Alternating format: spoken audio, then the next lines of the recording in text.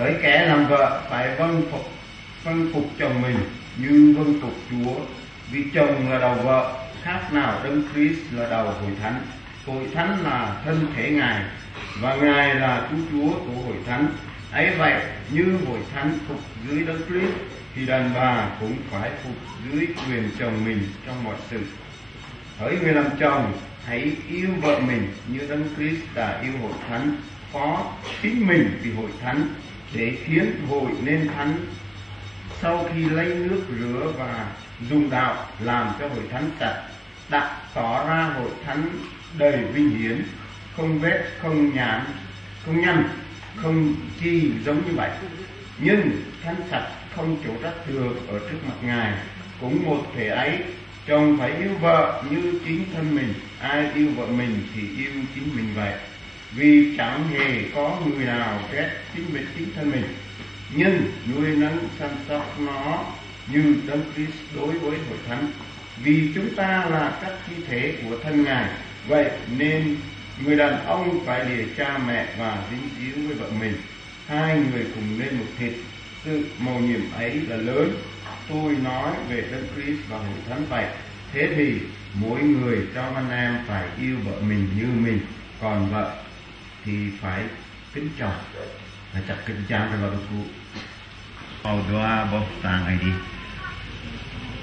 Dan jaga nyo.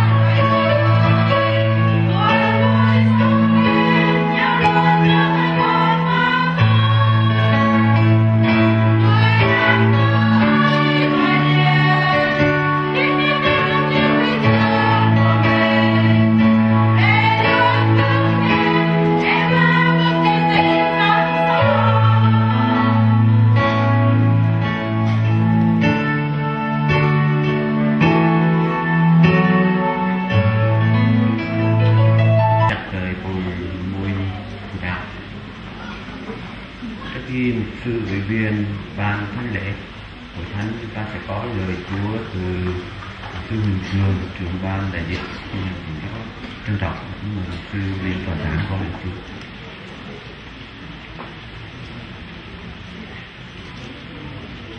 Kính thưa sư Kỳ, ủy viên ban sự Tổng Liên hội Thánh Hữu Việt Nam miền Nam, cũng là mục sư chủ lễ tại lễ thành hôn sáng hôm nay. Kính thưa hai họ quý mến, cùng toàn thể quý vị là mục sư trường đạo tín hữu về dự lễ thành hôn của hai em sáng hôm nay. Tạ ơn Chúa vì tôi được rất vui vì Chúa cho sáng nay được dự phần trong ngày lễ thành hôn của hai em, và đặc biệt là có lời của Chúa để giúp cho cô cậu trong giờ này cũng như hội thánh của Chúa. Một lần nữa xin gửi đến quý ông bà chị em lời chào thăm và xin Chúa ban phước để thành hôn sáng hôm nay trong sự vinh hiển của Chúa. Cô cậu Hadem và Izop chọn đề tài hết sức là thân thương, và có thể nói một đề tài nó sẽ theo suốt cuộc đời của cô cậu, trước hôn nhân và sau hôn nhân.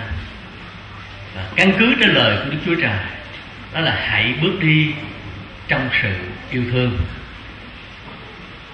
Đây là một điều không phải cô cậu cầu hôn sáng nay ao ước bước đi, nhưng có thể nói rằng tất cả quý đầy tớ của Chúa, quý con cái của Chúa, chúng ta đều ao ước mỗi ngày chúng ta đều bước đi trong sự yêu thương mà Đức Chúa Trời đã ban cho, được Đức Chúa Trời thiết lập từ buổi ban đầu trong vườn phước hưởng. Và Đức Chúa Trời phán với loài người ở một mình thì không tốt, ta sẽ lập nên một kẻ giúp đỡ giống như nó. Đức Chúa Trời thiết lập lễ hôn nhân, và Đức Chúa Trời đang nhìn thấy loài người ở một mình thì không tốt, cho nên Đức Chúa Trời lập lên một người để giúp đỡ. Vì vậy hội thánh và gia đình chúng ta phải nhận thức cho thật đúng đắn về hôn nhân.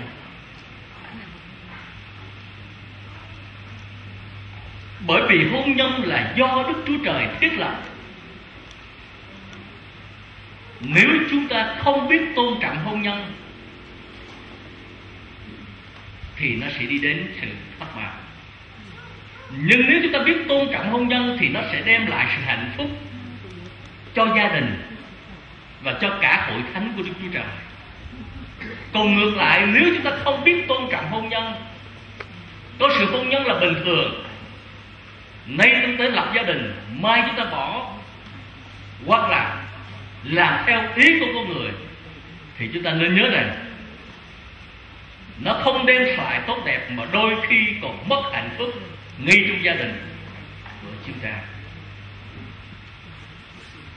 Vì đó, đặt trên cái nền tảng mà cô cậu đã chọn, đó là cô cậu đang bước đi trong sự yêu thương.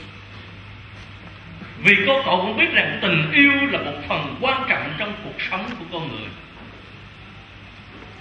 Vì thiếu nó thì cuộc sống trở nên vô nghĩa. Hội thánh của Đức Chúa Trời nếu không có tình yêu, hơn thì hội thánh vô nghĩa. Một gia đình thiếu tình yêu thương thì gia đình đó cũng vô nghĩa. Vì vậy tình yêu là một vấn đề hết sức quan trọng trong cuộc sống của con người nói chung. Và ngày nay người ta đang sống để khao khát tình yêu, thèm khát tình yêu.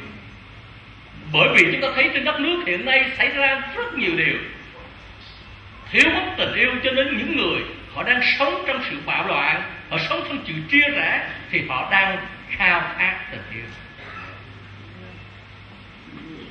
Và chúng ta đều hiểu biết rằng tình yêu nó phát xuất từ trái tim của chúng ta. Tình yêu nó phát xuất từ trong tấm lòng của chúng ta, thì nó dẫn đến sự hạnh phúc. Còn nếu tình yêu chúng ta phát xuất từ môi miếng, từ tiền bạc, từ một hình thức nào đó để chiếm đoạt, thì chắc chắn nó không bao giờ đem đến hạnh phúc. Vì vậy cô cậu cũng đã trong những ngày qua căn cứ trên lời của Đức Chúa Trời và đang bước đi trong tình yêu của Thiên Chúa để lập tình yêu hôn nhân của mình. Thì cô cậu hy vọng rằng cô cậu trong những ngày qua tình yêu đó thể hiện bằng trái tim, thể hiện bằng tấm lòng. Thì tôi hy vọng tình yêu của cô cậu suốt cuộc đời nó sẽ hạnh phúc.